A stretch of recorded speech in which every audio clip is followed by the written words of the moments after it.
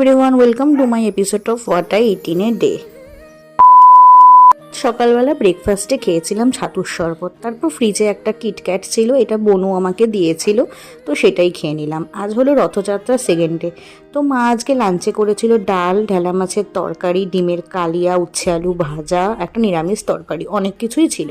সন্ধেবেলাতে আমি আর বাবান গেছিলাম রথের মেলাতে। শ্যামনগর বিআরএসে আমাদের এখানে বড় রথের মেলা হয়, তো প্রত্যেকবারের মতো এবারও গেছিলাম। গিয়ে তো কোনটা খাবো, এদিক ওদিক সেদিক অনেক খাবার, তো অনেক কিছুই খেয়েছিলাম। আমি এখানে পাপড়ি চাট নিয়েছিলাম, তারপর পাঁপড় খেয়েছিলাম, আইসক্রিম খেয়েছিলাম, কিন্তু সেগুলোর আর ক্লিপ নিইনি, কারণ আমার বরমশাই এগুলো করা একদম পছন্দ করে না। তাই আমি ওকে জোর জবরদস্তি করে যতটা পেরেছি ওকে দিয়ে একটু ভিডিও করিয়ে নিয়েছি। তারপর বাড়িতে এসে আমি আর ডিনার করিনি, মেলা থেকে আসার সময় জিলিপি নিয়ে এসেছিলাম, তো রাতে সেটাই খেয়েছি। তো দ্যাটস ইট। আমার ব্লগটা ভালো লাগলে প্লিজ একটা লাইক করো। টাটা।